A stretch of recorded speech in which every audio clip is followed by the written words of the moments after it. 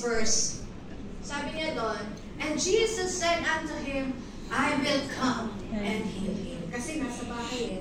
So sabi ni Jesus, sige, pupunta ako sa bahay at pagagalingin ko siya. Okay, number 1, how to exercise great faith. Number 1 is to look for Jesus. Look for Jesus. Why? The centurion looked for Jesus. And before these verses, ang daming pinagaling ni Jesus Christ. Marami ding sumusunod kay Jesus. Pero ang tinitingnan nila, ang hinahanap nila, ano yung miracle na ginagawa ni Jesus. Alam niyo po, marami sa tao, hindi naman din hinahanap si Jesus eh. Ang hinahanap niya, miracle eh. Pero alam niyo po, bago ka tumanggap ng great miracle, dapat mahanap mo yung tamang tao. Amen. Yung centurion, alam niya na may mangyayaring miracle kapag hinanap niya yung tamang Jesus Christ. Sabi mo sa katabi mo, don't look for miracle. Don't look for miracle. Look for Jesus Christ. Look for Jesus Christ. Who will give you the miracle. Amen. Yung iba kung saan may nagme-miracle, kaya nai-scam. Sabi doon, merong nangyayari doon. Ano nangyayari? Hindi namin alam, pero alam ko, may nangyayari. Ngayon, yung nangyari, hindi mo alam kung nakabuti o nakasama. So yung centurion, ang hinanap niya, he looked for Jesus. That is his faith. That is where his great faith he exercised. He looked for Jesus. The others look only for miracle. Nakalimutan na kaya pala nakakatanggap ng miracle ang isang tao, it's because of Jesus Christ. Kaya ngayon, pag hindi niya na-receive yung miracle na hinahanap niya, maalis siya. Eh kasi ang hinanap niya yung result lang eh. Hindi niya hinanap bakit nagkaroon ng miracle, anong dahilan ng kanyang miracle. It's no other than but the words of Jesus. Amen. Amen. Yung centurion, he looked for Jesus. And what does it mean? He looked for the Word of God. Alam niyo dito, minsan, ang dami nating hinahanap na miracle. Pero ang gusto mong mangyari, yung result agad eh. Lord, gusto ko po ng healing. Gusto ko pagalingin mo ako ngayon din. Pero kalimutan natin, dapat pala natin hinahanap, Lord, give me your word. The word of healing. Yung sinabi ng Diyos na kaya kanyang pagalingin, yun ang hanapin mo. Kasi yun ang panghahawakan mo. Doon nagsisimula ang faith. Sino dito ang may bahay at lupa sa Pilipinas? Amen. Taas ka mo eh. Oy. Oh, dami. Sino yung gusto magkaroon? Taas dalawang kamay. Dalawa. Okay, receive it in Jesus' name. Amen. Amen. By faith. By faith. Sabi na isa, sige nga, pakita mo nga yung titulo mo. Kung meron ka talaga, yung bahay at lupa, hindi mo naman dalayan kahit saan, di ba? Pero paano mo nasasabing sa'yo yan? Because of the title.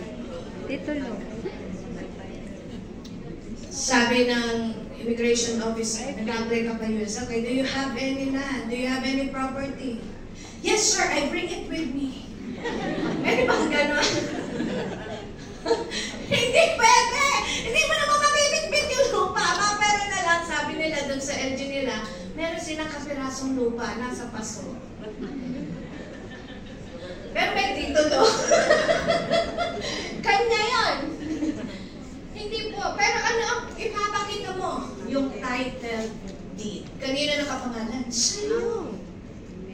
At ano ka pa? Confident ka. This is the title of my. Ganyan po ang faith natin.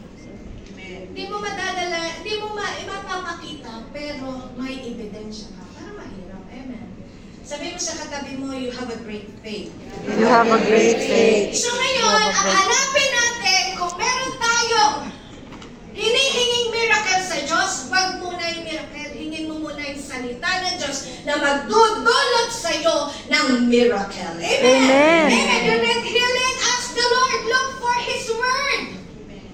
Don't just look saan ako pwedeng gumaling, saan ako pwedeng yumaman. No, look for the Word of God.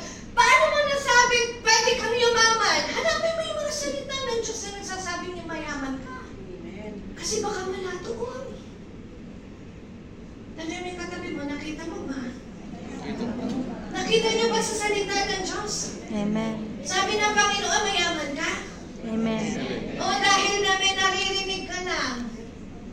O ngayon, hahanapin mo ngayon. Amen. Gusto mo maging mayaman? Gusto mo yung miracle mangyari sa'yo? Hanapin mo sa salita ng Diyos. Sabi mo sa katabi mo, meron yun. Meron din yun. Pero wala tayo alam. Meron po yun. Okay. Now, but that is not my topic for today. Ang sinasabi dito, when you want to exercise your great faith, you look for Jesus. You look for the Word. Alam niyo po, one day, meron ako investment. Hindi nga mausap ang mga great people. Ito rin yung katabi, magkano investment? Okay lang yung nag-invest ka sa kalabaw, sa baka, sa manok. Okay lang yun. Ganyan mausapan. Ngayon yung investment ko po nasa bangko. Yan. Nagpa-fluctuate yung hindi ito stocks. Ngayon bumaba ang presyo. Nalugi ako. Ang laki ng lugi ko. Pero hindi pa ako kinakabahan. Sabi sa katabi mo, pag nalulugi ka, pagkakabahan. Amen. Amen! Una-una, wala ka pa namang business Huwag ka muna kabahan. Huwag ka muna kabahan, okay? Pag meron na, huwag ka pa rin kabahan. Ngayon, bumaba siya. Sabi ko, Lord, nagne-negative, negative. Sabi ko, uwi na po ba ako? Ngayon, sabi ko, ganito na lang, Lord, mag-usap tayo. Pag itong negative na ito, tumaas, nabawi ko yung lugi ko, sabi, uuwi na po ako. Yun yung sayang ko. Uuwi na po ako. Aba, tumaas! Tumaas! Sabi ko, wala! Uuwi na yata ako! Sabi ko, parang, kasi pagka tumaas na yun, di wala na ako lugi. Withdrahin ko na. Di, sabi ko, kaya ko withdrahin kasi uuwi na ako. Tumaas! Biglang tumaas. Sabi ko, Lord, uuwi na ba ako? Sabi ko na. Kinabukasan, bumaba na naman. Nag-negative na naman, laki na naman ng diba, ito ka ko. Alam niyo po, nangusap ang Holy Spirit sa akin. Sabi niya, anak, bakit ba sign ang hinihingi mo? Bakit hindi word ang hingi mo sa akin? Kasi yung word ko ang magdadirect sa'yo kung mananatili ka sa Dubai o kung uuwi ka na, hindi yung pagtaas o pagbaba ng bigas ng mo. Na-review ako ng Lord. Kaya ngayon, di ko naman pinitingnan kung tumataas o bumababa yun. Basta pag sinabi ng Diyos na umuwi na ako, di umuwi na ako. Mag-negative yun, okay lang kasi investment mo yun dyan. Kung ayaw mo. Sabi naman sa katabi mo, huwag kang mangangamba. Huwag kang mangangamba. Kaya hindi ko na ko siya check natin kasi parang araw-araw lagi akong na yung isip ko. Minsan mahirap na yung marami kang pera. Pero yung may katabi mo, marami ka bang pera? Wala lang. Akala niyo ba madaling mayaman? Parehas lang. Pag wala kang pera, meron ka pera, nag-iisip ka din. Lagi yung sinasabi ni Pastor doon, yung may 1 million, lagi binibisita yung kung 1 million pa din. Lalo na pag nabawasan ng piso. Hala, hindi na ako milyonaryo. 9 na lang. Hindi ka na milyonaryo. Pero alam niyo po, hindi pala yun ang dapat hinihingi natin. You look for His words. Amen? Look for His guidance. Look for His instruction. Hallelujah. Hindi tayo, di ba pag tayo may mga suliranin, minsan ang hinahanap natin, saan gagaan yung ating pakiramdam. Amen? Ang tinitreat natin, saan giginhawa yung puso natin. Pero hindi pala. Sabi mo sa katabi mo, hindi sa pakiramdam. Hindi sa pakiramdam. Kasi mamaya pag may nagparamdam, takot ka din.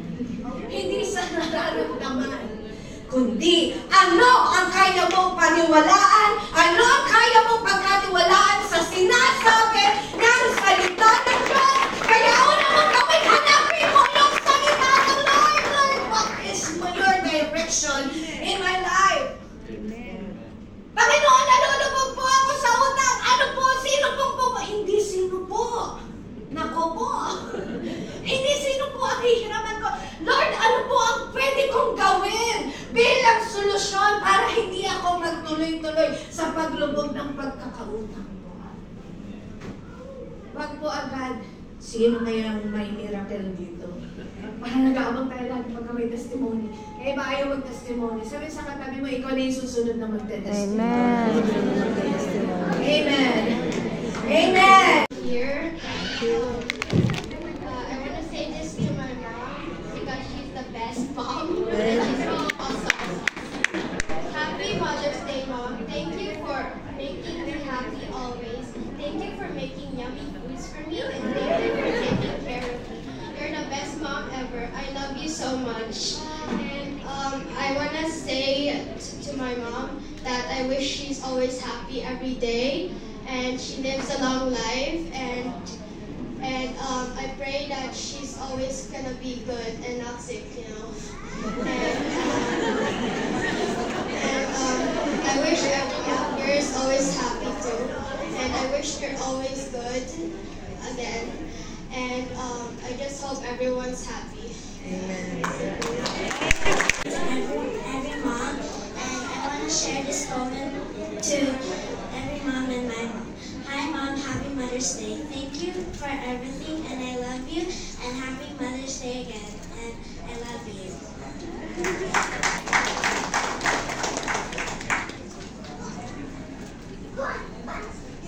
Hi Mami, happy Mother's Day. Salamat kayo po nagpapaaral sa amin ni Claire. Ang tagalaga, sorry Mami, sa lahat ng mga sinasabi ko sa iyo.